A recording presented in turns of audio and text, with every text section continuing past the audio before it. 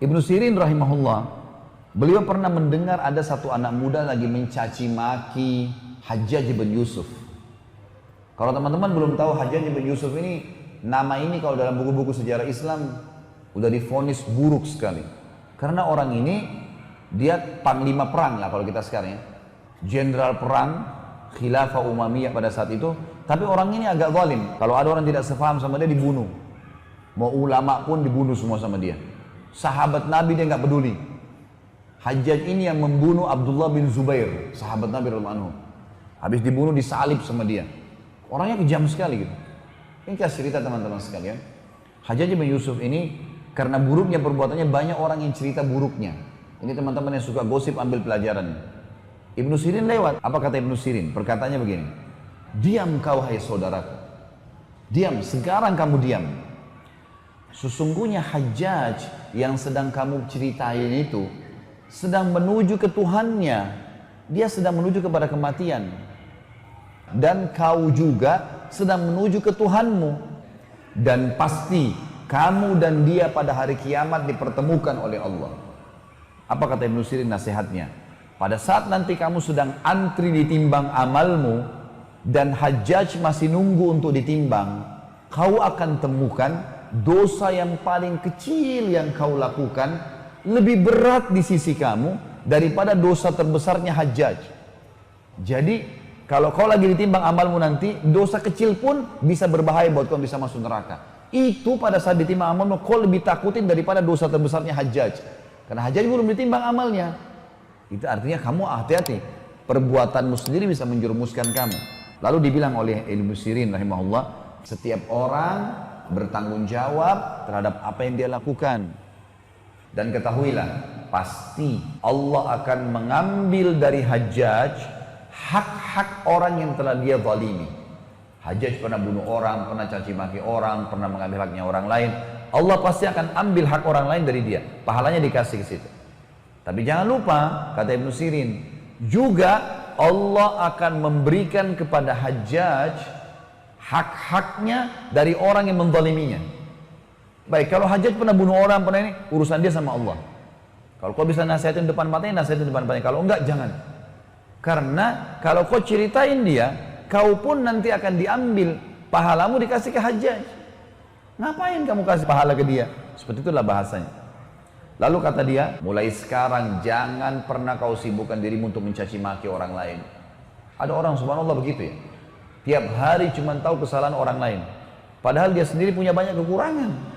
Sibuk dengan keluarganya orang, istrinya orang, suaminya orang, anaknya orang lain, pembantunya, pegawainya, pekerjaannya, pakaiannya orang lain. Semua dicari kesalahannya. Ini apa manfaatnya buat dia? Nggak ada sama sekali. Teman-teman sekalian, jangan buat musuh pada hari kiamat. Berat. Kalau antum punya masalah dengan orang, siapapun teman-teman sekalian di muka bumi ini, selesaikan hari ini, saat ini. SMS, WhatsApp kah, minta maaf kalau punya salah. Ada haknya orang lain, kembalikan. Belum mampu, minta tempo. Kalau kita mati, aman. Jangan siapin musuh hari kiamat. Karena kalau kita utang 2 juta di dunia ini, lalu kita sengaja nggak bayar, di akhirat kalau kita mau bayar 2 juta rupiah sudah nggak laku rupiah. Di akhirat nggak dipakai lagi duit dunia ini. Dia mau 2 juta pahala, bayangin 2 juta pahala itu. Berapa banyak sholat kita yang diambil sama dia? Ngapain kita bagi-bagi pahala begitu? Makanya Imam Bukhari rahimahullah pernah mau berburu sama teman-temannya. Sementara nunggu teman-temannya datang, beliau latihan panah di halaman rumahnya. Anak panahnya kena pagar tetangga, tercuil sedikit. Maka Imam Bukhari bilang sama pegawainya, disilakan dengan gulam. Sampaikan ke teman-teman saya kalau saya nggak jadi berburu. Sampaikan. Setelah balik pembantunya, langsung dia bilang, sampaikan kepada tetangga di sebelah, kalau tadi tidak sengaja Bukhari ini, Muhammad namanya, Muhammad ini memanah kena pagarnya, tercuil sedikit. Berapapun dia minta gantinya, saya akan ganti. Pembantunya Bukhari pergi ke sebelah. Ada salam dari Syekh Muhammad gini. Tadi dia memanah kena pagar anda dan dia bersedia menggantinya. Kata tetangga itu mana? Dilihatin sedikit tercuil. Tetangganya jangankan pagar ini, rumah saya buat dia.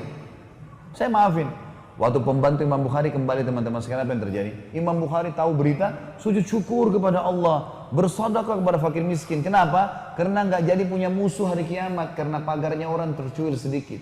Berapa kali kita rusak barangnya orang. Teman-teman yang suka sewa rental mobil, karena mobil rental main tabras saja sembarangan. Tak boleh teman-teman, tanggung jawab. Saya dengar berita di Indonesia ini kalau ada orang ngontrak rumah, ya ngontrak, dirusakin rumahnya orang. Bagaimana antum terima awalnya, kembalikan seperti itu. Kalau enggak tanggung jawab hari kiamat. Saya subhanallah pernah ngontrak rumah di Jakarta. Sebelum saya keluar saya panggilin tukang, cat semua, persis seperti itu saya masuk. Bahkan lebih bagus lagi daripada itu. Ada teman saya cerita, salah satu teman di Jakarta mengatakan, ada orang ngontrak bahkan, begitu keluar, dicabut semua jendelanya orang, pintunya orang. Udah ngerusak, mencuri, ini apa ini? Nggak boleh teman-teman. Kata Nabi SAW, balasan akan datang sesuai dengan kadar perbuatan seseorang. Hari ini mobil orang kita pakai sembarangan, main tabras, kena lubang, polisi tidur ditabras saja. Besok mobil antum akan dibuat seperti itu. Hari ini kita tendang seseorang, besok kita ditendang. Jadi teman-teman sekalian hati-hati.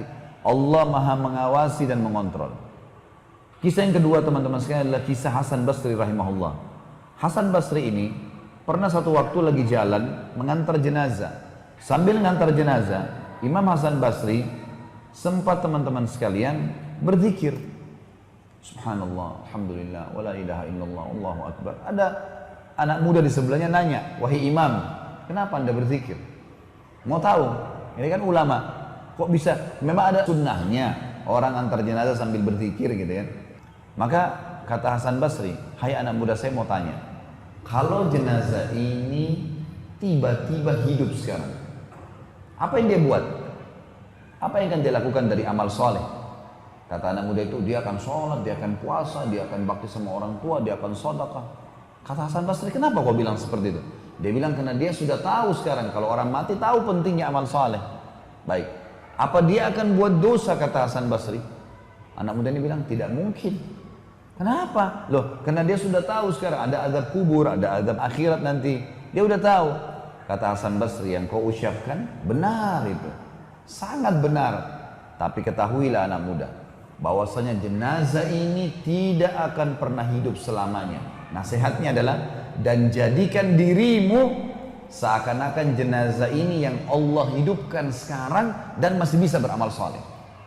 Karena orang ini tidak mungkin. Saya berzikir karena saya tiba-tiba berpikir jenazah ini sudah nggak bisa berzikir, maka saya berzikir daripada saya cuma ngantar kosong.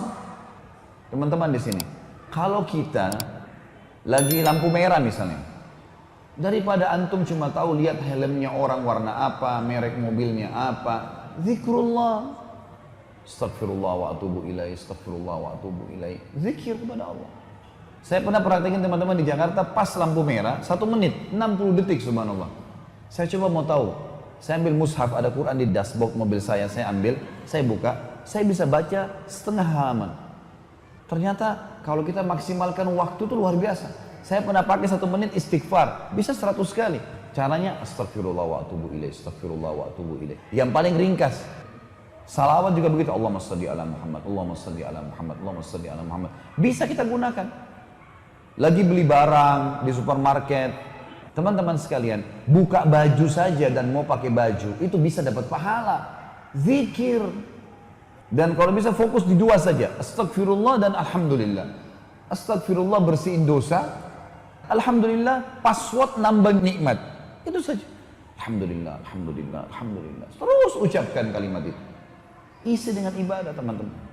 Syekh bin Baz, salah satu ulama di Saudi, mufti Saudi, itu diceritakan oleh murid-muridnya. Mereka mengatakan Syekh bin Baz ini kalau terima teleponnya orang, sambil dengar orang bilang apa ngeluh, sambil berzikir. Nanti dia diam, kalau dia sudah jawab. Gak ada waktu untuk diam nih. Ucapin sesuatu, pahala.